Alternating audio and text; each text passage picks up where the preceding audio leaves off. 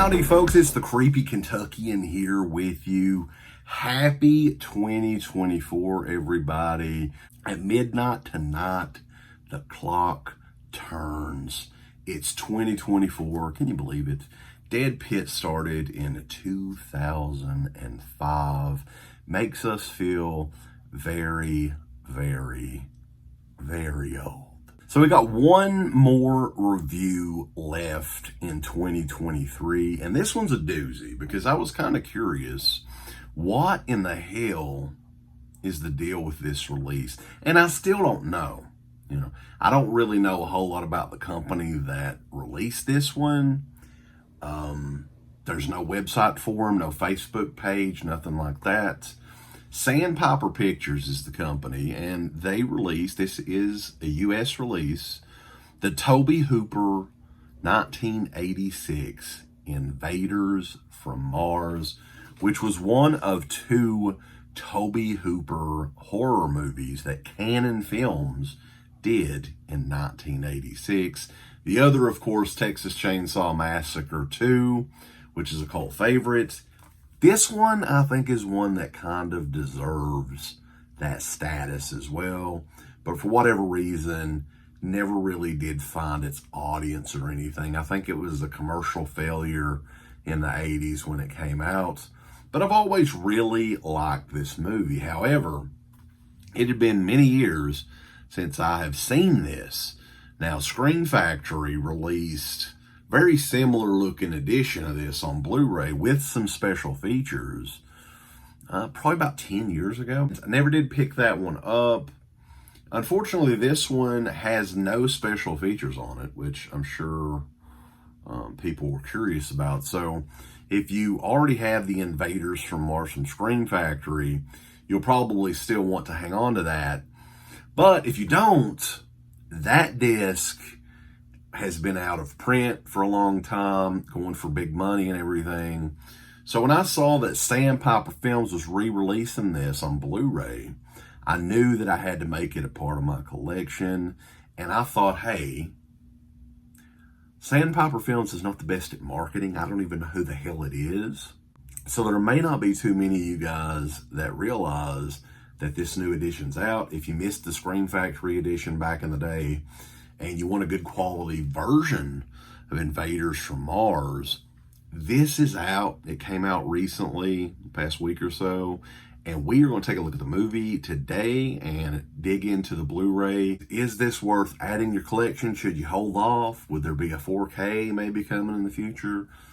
All these are good questions, and we're going to take a look and try to answer some of those for you today. Tobe Hooper's Invaders from Mars, a remake of the 1950s sci-fi classic with the same name. The film stars young Hunter Carson as David Gardner, who is fascinated by space. His dad works for NASA. One of his favorite pastimes is viewing the stars through his telescope. One night at home, he witnesses a spacecraft landing near his house. His father, George, played by Timothy Bottoms, goes to investigate, but disappears throughout the night only to reappear the next morning, vastly different, acting very unusual. More people in the town are also disappearing and returning and acting odd as well. David comes to the conclusion that aliens may be controlling the humans for an eventual takeover. He does confide in his school nurse, Linda, played by Karen Black, who is actually his real-life mother, who is one of the only untainted humans left in the town. Can the two stop the invasion and save the world before it's too late? Tune in to find out. This movie's got a great atmosphere to it. I love the look of the movie and everything.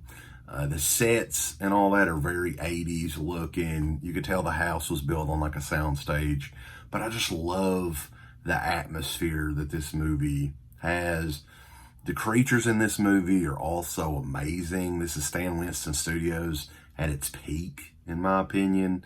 In the mid to late 80s, some of the best effects work of all time put on film is included in this movie. The initial spaceship scene where David goes into the spaceship and sees something that looks like Krang from Teenage Mutant Ninja Turtles is pretty amazing. The supporting cast in this are really good as well. People like James Karen, Louise Fletcher, Bud Cort is even in this as well. This movie's just a whole lot of fun. I think it's definitely one of Tobe Hooper's most underrated movies. Nobody really talks about this one hardly at all. Definitely needs a better edition here in the US. I'm just glad that this got re-released in some form. Now, the transfer on this Blu-ray is great. It looks amazing. It's shot scope 235:1. It's more than likely the same exact transfer of the Scream Factory edition. Like I said, if you had that version, there's nothing really new here to pick up. Now, the only extra at all in this, I believe, is the theatrical trailer. So all the extra features that Michael Felcher did on that initial release is nowhere to be seen here. But this is a high recommendation for me, guys. This movie's a lot of fun. Now, is it perfect? No, it still has some issues. Once the army gets involved, kind of falls apart a little bit. The build up to it is amazing. But I love this movie, man. It's definitely very 80s. And this one gets a high recommendation for me. Still don't know a damn thing hardly about Sandpiper Pictures, whatever the hell the deal is with them. No website. Someone told me online that it was some people from Olive Films' new company. If anybody knows, let me know. I have no idea.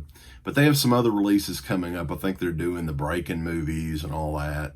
And they've been around for a little while, evidently. But this is one that, yeah, I think is a must-have. You can get this on Amazon. Orbit DVD has it and all that. I had a lot of fun with this, guys. It's kind of a basic release. No fancy slipcover or anything.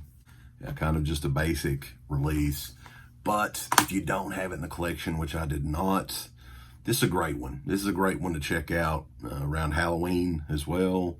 And it's just a lot of fun, man. It's one of Tobe Hooper's most underrated films.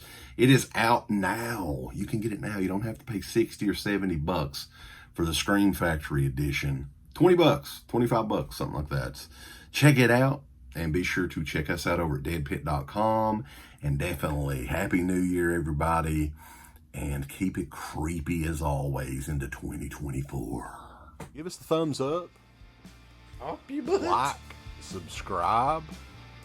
And if you subscribe, here's something else you can do. Once you subscribe, you can click the bell notification, right?